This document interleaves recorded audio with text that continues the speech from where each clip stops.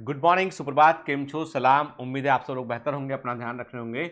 आज मैं बहुत लेट हो गया, उसके पीछे कारण ये था कि मैं सुबह से लेक्चर रिकॉर्ड कर रहा था आप लोगों के लिए। मतलब जो बच्चे नीट के लिए पढ़ते हैं उनके लिए क्रैश कोर्स के लेक्चर की रिकॉर्डिंग चल रही थी। बीच में भी हुआ ये कि शैल मैडम का टर्न था। मैंने पहले भी कहा था क्रैश कोर्स में जो है वो कुछ चैप्टर ऐसे होंगे जहां पर कि और भी टीचर इन्वॉल्व होंगे लेक्चर्स को लेने के लिए। और ऐसा इसलिए होता है ताकि कि पूरा फोकस जो है वो क्वालिटी कंटेंट पे जा सके, क्योंकि वहां पे क्वेश्चंस का सिलेक्शन, कीनोट्स में बेहतर पॉइंट का होना, ये सब बहुत जरूरी होता है। तो कई कुछ हिस्से ऐसे होते हैं जैसे जो चिन्मय सर को या अपना शैल मैडम को या जावेद सर को इनको असाइन किए होते हैं ताकि ये भी अपना बेस्ट आपको दे सके, ठीक है ना। और एक टीचर जब साल भर पढ़ाता है तो कई बार थोड़ा मोनोटोनी भी उसको आती है, तो वो भी ब्रेक हो जाती है। फिर उसको क्या होता है, वो जो जितना उसका हिस्सा उसको बहुत अच्छे से पढ़ाने की कोशिश करता है, ठीक है। मतलब एक ह्यूमन नेचर है। तो नंदी सर ने एनिमल किंगडम लिया, क्योंकि मेरा थोड़ा सा, मैं भोपाल में जब मैं ट्रेवल में था, भोपाल में फंक्शन के दौरान, उसके नेक्स्ट डे से पता नहीं थोड़ा गला खराब हुआ मेरा। शायद मैंने आइसक्रीम खा ली, पता नहीं कि अभी तो क्या कुछ पता नहीं चलता ना कि क्या हुआ है ना। तो एग्जैक्टली जो है वो थोड़ा सा शॉर्ट थ्रोट मेरा हुआ। तो जो मेरा हिस्सा था एनिमल किंगडम वाला, उसको नंदी सर ने लिया, ठीक है। नंदी सर के पास जो चैप्टर असाइंड है, बेसिकली उनके पास में स्ट्रक्चर ऑर्गेनाइजेशन ऑफ एनिमल वाला 2-3 चैप्टर उनके पास में असाइन है। बाकी शैल मैडम के पास प्लांट फिजियोलॉजी है, मेरे पास ह्यूमन फिजियोलॉजी है, ठीक है। मोस्ट ऑफ द हिस्सा मैं ही लूंगा बेटा, चिंता मत करो आप, ठीक है ना। शैल मैडम बॉटनी वाला अधिकतर हिस्सा कुछ लेंगे, कुछ वो मेरी हेल्प कर रही है। अदरवाइज क्या होगा, बहुत हैक्टिक हो जाएगा मेरे लिए पूरा शेड्यूल। तो लेकिन क्वालिटी पे जीरो, कोई कंप्रोमाइज क्वालिटी पर नहीं होगा। Everything is under my guidance बेटा, ठीक है। इतना ट्रस्ट रखिए मुझ पर, ठीक है। तो अभी हाँ, ये जरूर है कि एमसीक्यू वाले लेक्चर नंदी सर लेंगे, थ्योरी वाले लेक्चर मैं लूंगा, कि मैं को क्लियर कर दूं आपको, ठीक है ना। पर मैं मोस्ट ऑफ द लेक्चर में ही लूंगा, तो मैंने किसी को धोखा नहीं दिया है, मैं कहीं भागा नहीं हूं, मैंने कुछ नहीं किया बेटा, ठीक है। तो इसका भरोसा रखिए। खैर छोटे, अभी मैं काम की बात करते हैं। काम की बात ये करते हैं कि एग्जामिनेशन के ठीक पहले जो कुछ दिन बचे होते हैं, तो कुछ बड़ी भारी गलती करते हैं हम। पहली गलती जो आप कर रहे हैं, एवरी 3 डे आप एक टाइम टेबल बनाते हैं, उसको फॉलो करने की कोशिश करते हैं, 2 दिन फॉलो नहीं कर पाते हैं, फिर एक नया टाइम टेबल बनाते हैं आप, ठीक है। नंबर 1, टाइम टेबल बनाना बंद कर दीजिए। इतना दिमाग में रखिए कि यू हैव ए डे, आपके पास एक दिन है, पढ़ना है, सोना है, खाना है, बस यही ही इंपॉर्टेंट काम है अगले कुछ महीनों के लिए, 2 महीने के लिए जो बचा है टाइम के। यानी हमारे पास आज अप्रैल, हम कहते हैं कि आज हमारे पास तारीख है, आज हमारी 23 अप्रैल है। तो हमारे पास मई, जून के तकरीबन 2 महीने से ऊपर का वक्त हमारे पास अभी है ना। 23 मई तक 1 महीना, 23 जून 2 महीना, 2 महीने से ऊपर का वक्त हमारे पास है। इसका हम बिल्कुल सही इस्तेमाल कर लेंगे तो एग्जाम को निकाल लेंगे। दूसरी बात, हम हर दिन हम क्या करते हैं, बगैर टारगेटेड कुछ भी पढ़ने को, आप टारगेट एक आप कागज पे लिखिए कि आज आपको क्या पढ़ना है। प्रैक्टिकल लिखिए टारगेट। किसे आपको पता है कि एक चैप्टर में बायो का रिवाइज करूंगा, एक फिजिक्स का रिवाइज करूंगा, केमिस्ट्री का रिवाइज करूंगा, तो मुझे उससे कितना मैं कर पाऊंगा। कई बच्चे क्या कर रहे हैं कि जैसे जैसे जो दिन बायोलॉजी और केमिस्ट्री का है, एक दिन बायोलॉजी और फिजिक्स का है, तो क्या करते हैं वो बायोलॉजी केमिस्ट्री वाले दिन वो फिजिक्स भी पढ़ने की कोशिश करते हैं। मैं ऐसा कहता हूं आपसे कि जो दिन असाइन है ना, उस दिन उन्हीं चैप्टर पे फोकस करो आप। भाई क्रैश कोर्स पूरे 100% सिलेबस कवर करेगा, तो आपको जो चैप्टर पढ़ाए गए हैं उस दिन उसी पर फोकस कीजिए। आप बोलते हैं सेल्फ स्टडी को कम वक्त, अरे भाई जो तुमको पढ़ा रहे हैं वही स्टडी है, वही एमसीक्यू, वही थ्योरी, और उसके बाद तुमको उन्हीं चैप्टर को रिवाइज करना रेगुलर क्लास से या अपने एनसीईआरटी से। इतना कीजिए आपके। आप बहुत सारा ये मत सोचिए कि मैं अकेला कहां तक दौड़ूंगा, नहीं, आपको साथ मिलकर ही हम मंजिल तक पहुंच पाएंगे। तो सही शेड्यूल को फॉलो कीजिए। देखो बेटा, हमें यहां पे कई सालों से पढ़ा रहा हूं, तो मेरा अपना एक अनुभव है,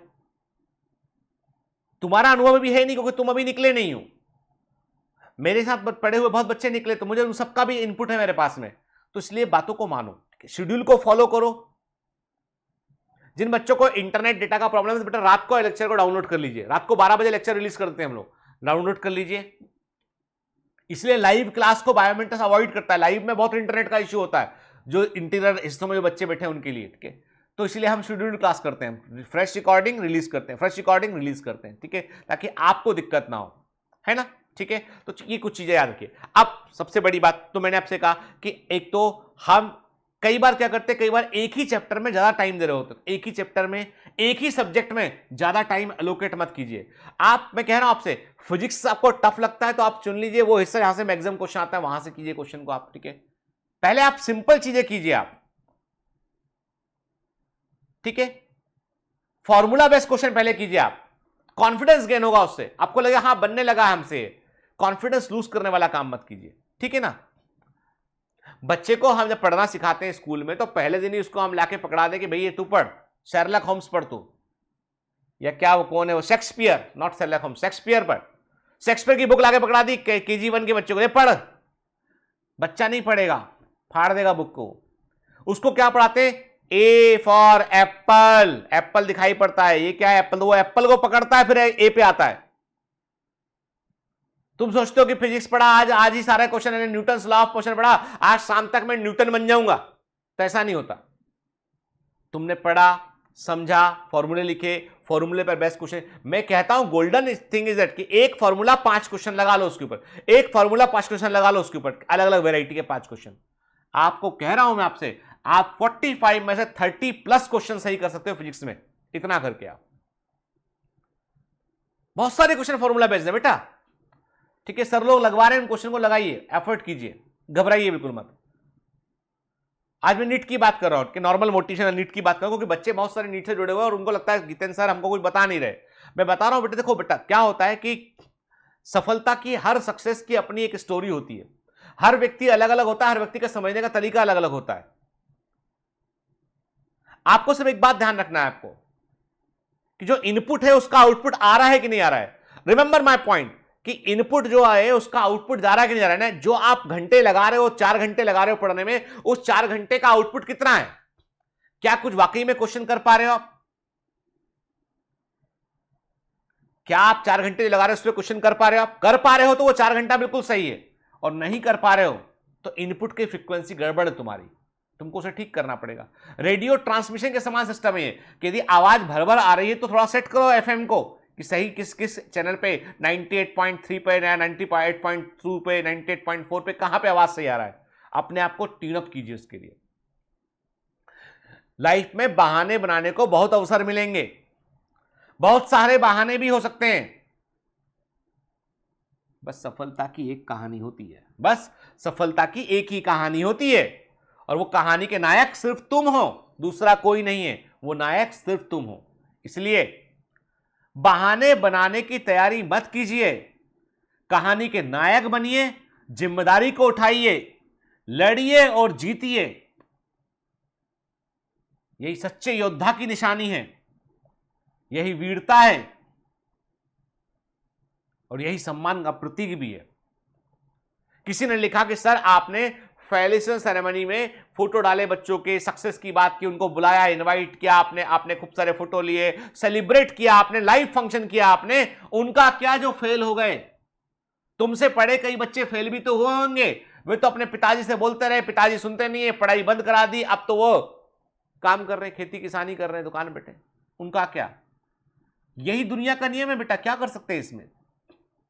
जो बच्चे निकले हैं उन्होंने भी संघर्ष किया, उन्होंने भी, जो निकल के वहां मंच तक पहुंचे हैं उन्होंने 4-4, 3-3 साल तक घिसे हैं, मेहनत की उन्होंने अपने आप को तपाया है, उन्होंने तपाकर वो जीते हैं, वो तभी वो चमके हैं। तुम कहते हो कि बगैर चमके हमारा सम्मान हो जाए, तुम कहते हो बगैर चमके तुमको कोई पूछ ले, क्या सच्चाई है? ये हो सकता है क्या? क्यों?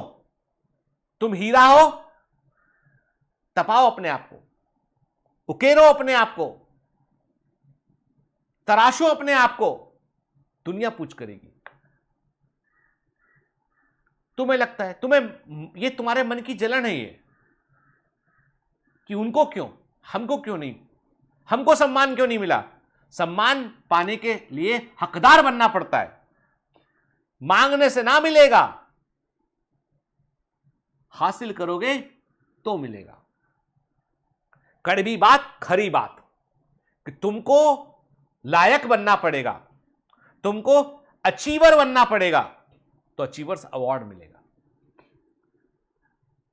क्या करें? क्या उन बच्चों की मेहनत का, उनकी प्रतिभा का सम्मान ना करें? क्या उनके जो पौरुष दिखाया उन्होंने, जो वीरता दिखाई उन्होंने, जो उन्होंने कॉन्कर करके जीत कर आए हो, क्या उनका सम्मान नहीं होना चाहिए? वो विजेता है, वो नायक है, उनका सम्मान होगा, जरूर होगा। तुम्हारे अंदर भी नायक छिपा हो सकता है, पर उसको बाहर कौन निकालेगा? तुम निकालोगे, क्योंकि मैं तो सबको बराबर पढ़ाया। तुम्हारी बात बिल्कुल सही है कि जितनों को पढ़ाया नहीं भी तो निकले। हां, मैं कहता हूं बिल्कुल नहीं निकले कई बच्चे, पर ये क्या मेरी गलती है? क्या ये मेरा दोष है? आज यदि आप कहीं छिपकर अपने आंसू बहा रहे हैं, कहीं पर आप परिस्थितियों के चलते आप दुखी हैं, तो दो ऑप्शन है आपके पास, बने रहिए दुखी या अपना पलायन वेग बढ़ाइए, एस्केप वेलोसिटी बढ़ाइए, परिस्थितियों के जाल से बाहर निकलिए। जब तुम उस मैट्रिक्स से बाहर निकलोगे ना, तुमको लगेगा जिस दुख में मैं जकड़ा हुआ था वो कुछ भी नहीं था, सामने कुछ भी नहीं था, वो एक माया जाल था, भ्रम था, इसको तोड़ के मैं बाहर निकल आया हूं, इसलिए मैं आज सफल हूं। हर सफलता की अपनी कहानी होती बेटे, वायदा नहीं तोड़ा मैंने, देर से आया पर मैं आया आपसे मिलने, क्योंकि मैं कुछ जरूरी वायदे पूरे कर रहा था। मेरी रिकॉर्डिंग, मेरे बच्चों की पढ़ाई सबसे बड़ी जिम्मेदारी। चाहते हो सफल होना, आग लगा लो अंदर बेटा, आग अंदर, मन के अंदर आग लगा लो। जो तुम गुस्सा मुझ पे निकालते हो, किसी और पे निकालते हो ना, अपने आप पर निकालो उस गुस्से को, कि ये ज्वाला से मैं, इस एनर्जी से मैं कुछ कर दिखाऊंगा। करो मेहनत बेटा, जरूर सफलता मिलेगी। All the best.